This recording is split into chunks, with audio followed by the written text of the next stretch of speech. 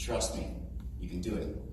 And then later on he says to a guy named Gideon, who was leading the army at the time, trust me, you don't need that big of an army, you just need a little bitty army. Trust me. Right? And then later, the Israelites are like, hey, we want a king.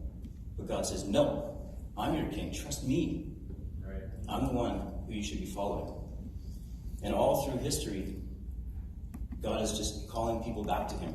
I'm going to give you a quick history of Israel. It's very repetitive and very dry and boring, but I'm going to give it to you quick. Here it is.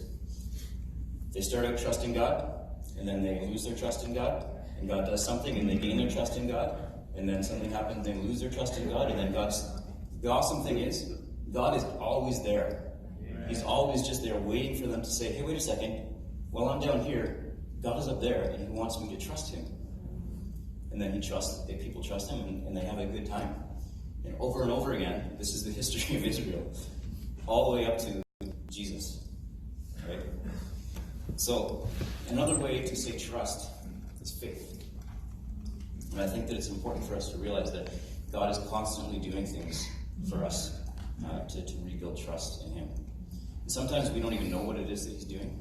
Sometimes it's random things that happen, and it's just for us to trust in him, to build our faith. Sometimes God uses us for other people to gain their trust in him.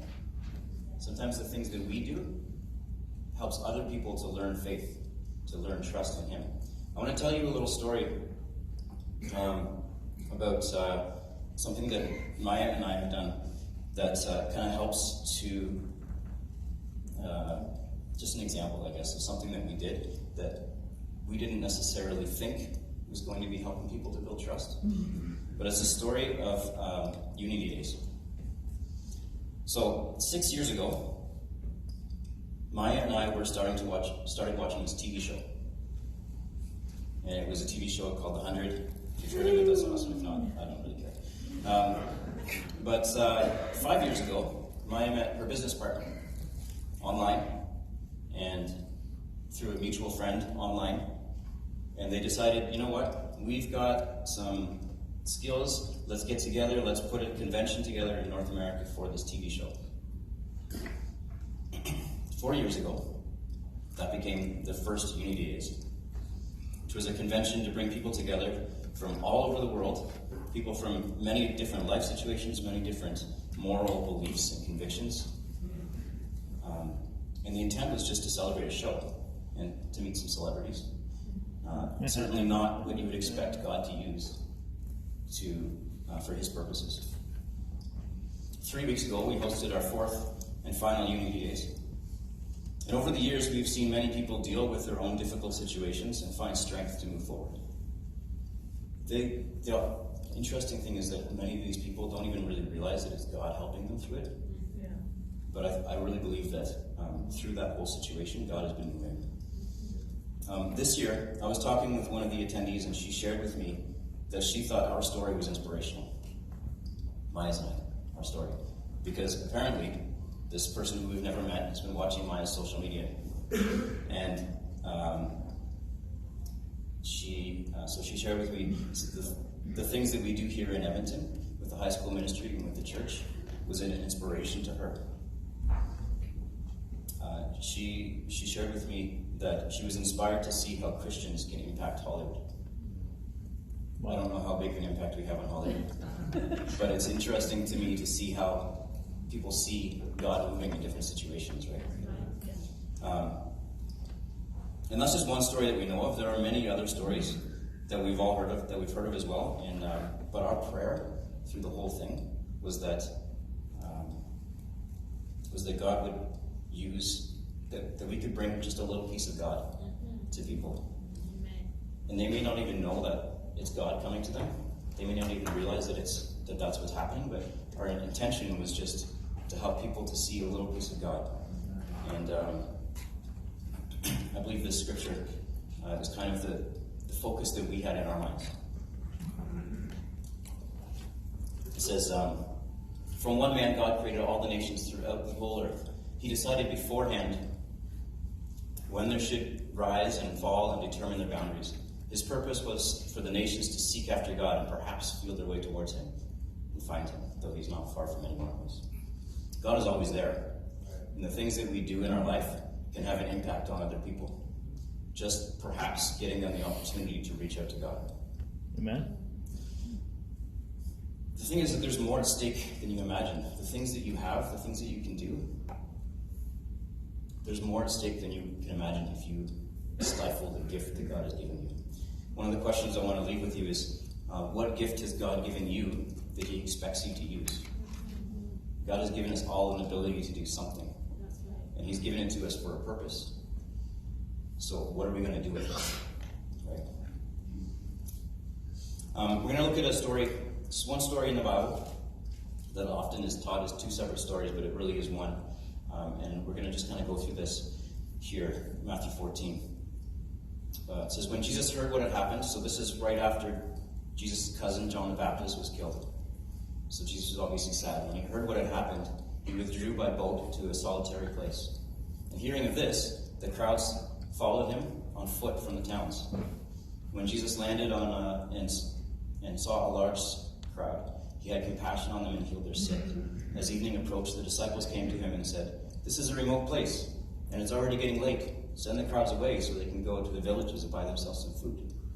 But Jesus replied, "They don't need to go away. You give them something to eat." To which the disciples, I'm sure, replied, "Jesus, we were on the boat with you.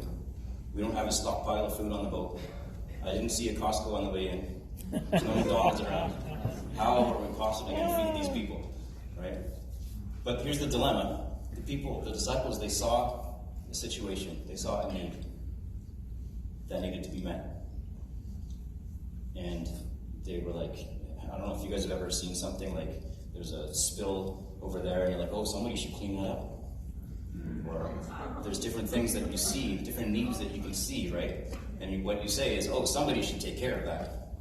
But God is looking at you and saying, you see it, you fix it. Yeah. Right? If you have that gift, that ability to do something, God has given it to you for a reason. God says you do it. It leads to a situation where you want to... Sorry, let me back up 1 second. The disciples knew who Jesus was, right? Jesus had already done a few miracles. They're thinking, I'm sure, in the back of their heads, I don't know how I'm possibly going to feed these people, but I want to be a part of it, right? I don't know if you've ever been in a situation where you want to be able to say that you've done it, or you're just a little bit afraid and don't want to do it. For me, it reminds me of a situation when I was a kid, and I grew up on a farm. Many of you know there was one spot on our barn where the roof was maybe 10, 12 feet from the ground. And in the wintertime, the snow would pile up, and slide off the roof and pile up on the bottom, so you could jump off the roof into this pile of snow. My brother did it all the time. But me, I was terrified. I don't know, I'm a little bit more afraid of death than my brother. But he was sitting there, and I would stand there at the edge of the roof, just looking, going, that looks fun. I want to do it, but I'm scared. Right? Mm-hmm. But then once you do it, you jump, and you realize it's okay. It's safe. This is what God does to us. He puts us in situations where we're afraid to jump, we're afraid to do something, and it stretches us. And we need to just be afraid, just be willing to do it. Excuse me. Jesus asked them to do something that they couldn't do. So now what?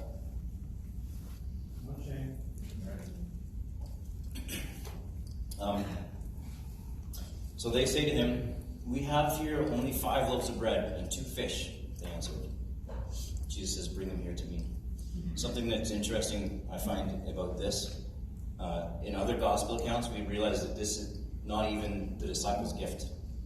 It's actually some random boy in the crowd who brought some food with him, and they found it. So it doesn't matter who you are. You don't have to be in leadership. You don't have to be this powerful person. Come on. You don't even have to be super close to God and Jesus, walking with Jesus every day, to have a gift that God can use, right? You can be just a boy who brought some food, and God will use that gift to do something awesome. Amen. Jesus said to them, "Bring them here to me." Jesus just wants what we have, right? It doesn't matter what it is. It doesn't matter how big it is. here's the ultimate question. Trust God. Trust that God will use what you have, even if you think it's too small. Amen. These disciples, they brought 5 loaves and 2 fish. And they thought, this is not going to cut it to feed this crowd of people. But Jesus said, just bring it here to me. I want to use it. Let's continue reading. He says, he directed the people to sit down on the grass, taking the 5 loaves and the 2 fish, and looking up to heaven, he gave thanks to and broke the loaves. Then he gave them to the disciples, and the disciples gave them to the people. This is where the disciples came into the picture again. Jesus says to them, hey, take some loaves. Thank you, God. Take the loaves. He passes them to the disciples, and the disciples take them from Jesus, and just keep going like this. They're like, I gave you 5 loaves and 2 fish. But they keep doing this more than 5 times, I'm sure. That's right. And continually, they're like, I don't know how he keeps getting these loaves, but I'm just going to do my job, handing them out to the people. Right? I don't know where they're coming from. That's not my business. That's right. God is taking care of people. I'm just doing my part. Yeah. Back and forth they go, right? Yeah. Thing is, they trust God with their gift, even if they thought it was too small. Their gift at that point was honestly not even bringing the fish and the loaves. Their gift was taking it and giving it to somebody else. Yeah. Right? It's just continually, your gift doesn't matter what it is. God has given you something that you can do to benefit other people, and to build trust in Him. Amen. Continuing, they all ate and were satisfied, and the disciples picked up 12 loaves of broken pieces that were left over. 12 basketfuls of broken pieces that were left over. The number of those who ate were about 5,000 men, besides women and children. That is a lot of people to feed with 5 loaves and 2 fish. Mm-hmm. But God can do that, right? They just had to do their part. Thing is, I don't believe that it was about feeding people. I don't think that Jesus had them all gathered together and he handed out loaves just so that he could feed them. He was teaching them a lesson. Mm-hmm. And it's a lesson that they would never forget. That's right. And it grew their faith. Realizing that, I didn't do that. We didn't do that. I was there. I did my part. I used my gift. But I can't take credit for what happened. That was God. Jesus had a purpose greater than feeding the people. Immediately, continuing in verse 22, immediately Jesus made the disciples get into the boat and go on ahead of him to the other side, while he dismissed the crowd. After he had dismissed them, he went up to a mountainside by himself to pray. A little quiet time there for Jesus. Later that night, he was there alone, and the boat was already a considerable distance from the land, buffeted by the waves because the wind was against him. Shortly before dawn, Jesus went out to them, walking on the lake. Okay? When the disciples saw him walking on the lake, they were terrified, of course, because that's scary. Nobody's done that before. It's a ghost, they said, and cried out in fear. But Jesus immediately said to them, take courage, it is I. Don't be afraid. Let me just knock this down a little bit. So immediately, this is right after they fed the 5,000. This is sometimes where people think this is 2 separate stories. But this is right away. Jesus made the disciples get into the boat, sends them away, and something happens. Right? Jesus has his quiet time, and then he's like, okay, I'm going to go catch up to those guys, takes a little stroll across the lake, and then he sees them in the middle. But Peter figures it out. He gets an idea. He's like, Lord, if it's you, tell me to come to you on the water. And I believe he's thinking, I don't know how to feed 5,000 people. Jesus knew that we couldn't get across the lake on our own. He knew it was windy out, and there's going to be waves, and we can row our boat all day long, but we're not getting anywhere. Peter goes, Jesus, you knew that we couldn't do it. And I think it's a lesson, and I think I figured it out. We can do anything Jesus asks us to do as long as we trust him. That's right. It's not about me, it's about Jesus. Now, this is an important part of the equation. We can do things if Jesus asks us to, but Peter was no fool. He realized you can't just jump out of the boat and say, I'm going to trust Jesus. That's not faith. That's stupidity. If you just jump out of a boat and God hasn't called you, you're going to drown. Right? You need to make sure what you're doing is actually in line with what God wants you to do. Thank you, bro. Because a lot of foolish things have been done through the course of history in the name of faith. That's right. But they were just foolish and hurtful to a lot of people. Right? We need to make sure what we're doing is actually in line with what God wants us to do. The thing is, a Christian without Christ is just Ian. Ian can't help it. But you need to remember that we need Jesus, we need Christ on our side, or else we're just a blue parrot. God will, the question, again, we need to remind ourselves, I will trust God with my gift, even if I think it's too small. So something I want you guys to take home with you. I will trust God with my gift, even if I think it's too small. Amen. Let's continue the story. Lord, if it's you, Peter replied, tell me to come out to you on the water. Come, he said. Then Peter got out of the boat, walked on the water, and came toward Jesus. So Peter gets out of the boat, he steps out, he realizes, okay, God wants me, this is Jesus. I asked him if I can come out, and he's like, sure, come on out. But then he saw the wind, and he was afraid, and he began to sink. Lord, save me! Immediately Jesus reached out his hand and caught him. You of little faith, he said, why did you doubt? Now you think about this for a second. You put yourself in maybe one of the guys on the boat that didn't get out of the water, and you look at Peter, and you think, hey, that was pretty faithful to get out of the boat and walk in the middle of a storm, in the middle of the lake. It's not like it's 2 feet deep, and if you happen to slip, you're just going to stand up to the waist, right? It's a dangerous situation, but he put his faith in God. But Jesus says, you have little faith, why did you doubt? You know what? I kind of think that Jesus was like, you almost had it, Peter. You were so close. Right? But you looked at the things that you can't control instead of looking at me. Right. If he had just kept his eyes on Jesus and not looked around at the other things, Jesus is like, Peter, that's my job to take care of that stuff. Mm-hmm.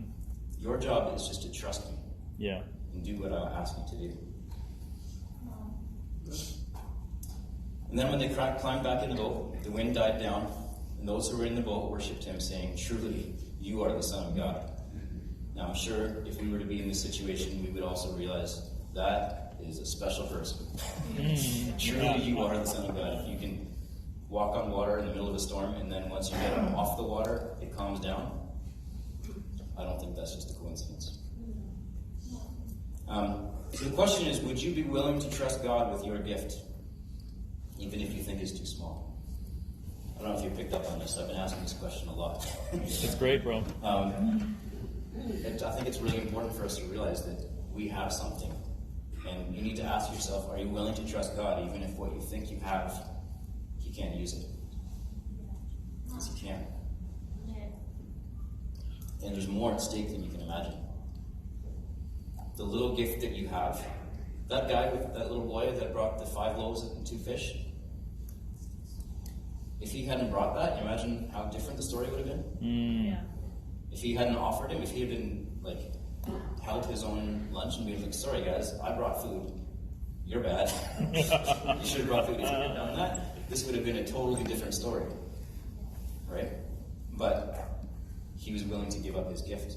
The disciples brought it to Jesus, and they gave their gift to him. So we go back to conflict. Conflict happens when trust is broken. When we lose our trust in God, in Jesus, then we have a conflict with him. But all throughout history, God is in the business of resolving conflict, building trust. Because conflict repairs when trust is built. Like that graph I showed you, the history of the Israelites, up and down and up and down. Every time they were in the low spot, they rebuilt their trust in God, and they were doing well. And then something would happen, they get complacent, whatever, and then they drop down and they lose their trust, think they can do it on their own, whatever the situation. There's a whole chunk of the Bible that you can read and figure out exactly what happened. Yeah. But that's basically the short story. trust is broken, they lose. Yeah. The question is, I will trust God with my gift. Not the question, the statement. I will trust God with my gift, even if I think it's too small. Amen. Again and again, throughout history, throughout the Bible, he says, I will trust him. Just trust me with what I've given you. Doesn't matter how big it is. Maybe you have an amazing, awesome gift and you need to use that. That's awesome too. Maybe you think your gift is too big. That's also not true. God will use any size. God has given all of us abilities, and it doesn't matter who we are or what we do or what we think we do. God has given us these gifts, and it doesn't matter. I think I'm almost done. We're super early, so that's okay. God says, trust me. Amen. I want you to remember that what we do in our lives and the gifts that God has given us. I'm just going to keep repeating this until it seems like you guys actually understand it. So, God has given us amazing abilities, small abilities, big abilities. We just need to use it for Him. Yeah. That's right. My prayer, my goal is that we all look at our own lives Yeah. and the small little things that we have and say, God can use these situations if I just use it for Him. Yeah. Amen? Amen. Awesome. I'm all done.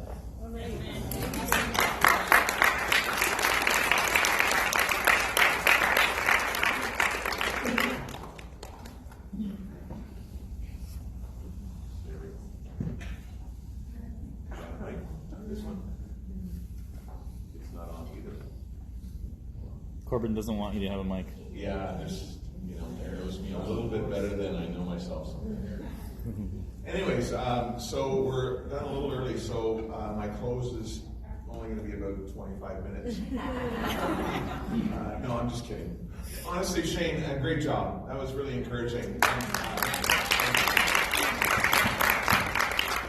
One of the things that stands out, I love it. Okay, so I'm a guy that thinks way too highly of my own talents. And my wife is somebody who thinks way too low of her talents. Okay, so we've kind of got that spectrum covered in our house. And even though most of the kids, even to outweigh me, also don't think they have much talent, so it just leaves me to balance everybody else, and I do just a fine job.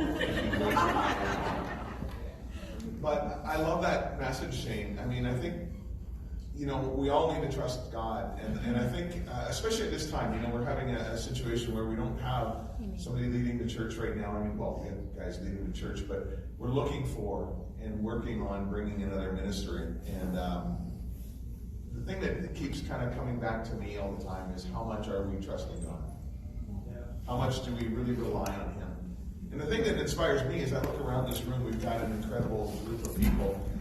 And I don't know which side you fall on. Do you have great talents that you know a lot about, like me, or do you think that you don't have any talents? And I'd really like to reiterate what Shane said. It really comes down to, it doesn't matter how small our talent is. Yeah. How small or insignificant we think it is. Yeah. God can multiply it. That's right. But we gotta offer it. Like maybe that kid was thinking, yeah, I'm gonna keep the sandwich for myself. Right? He's like, okay, here. That's all I got to eat. But, he offered it up. So my encouragement would be, that's exactly what I'd love to see more of. And I know I want to offer whatever I can do to help and whatever. And I know it's a little insignificant at times too. But let's all weigh in. Let's all help. Let's all give our talents more and be encouraging to one another. I think God can do amazing multiplying things. Amen. That's where I think we can trust God. Amen. Let's get back to that. Let's pray. Actually, why don't we, I think the quartet's going to come up after this anyway, right? Yeah. So why don't we get the quartet up here, and the rest of us, why don't we stand up and go arm in arm, and let's pray to our amazing God.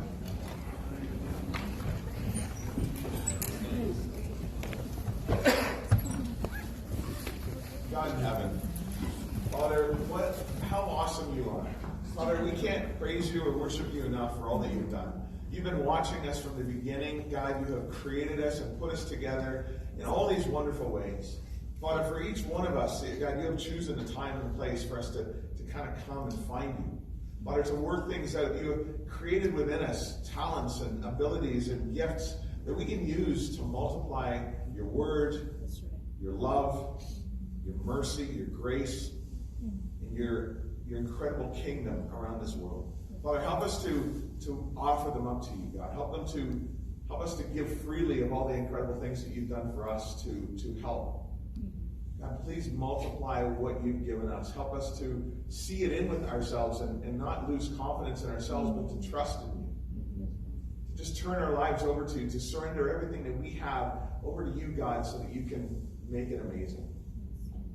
Father, help us not to see things the way we see them, but to see things the way you see them. To have our eyes open and our hearts open, God, that we can just trust in you completely.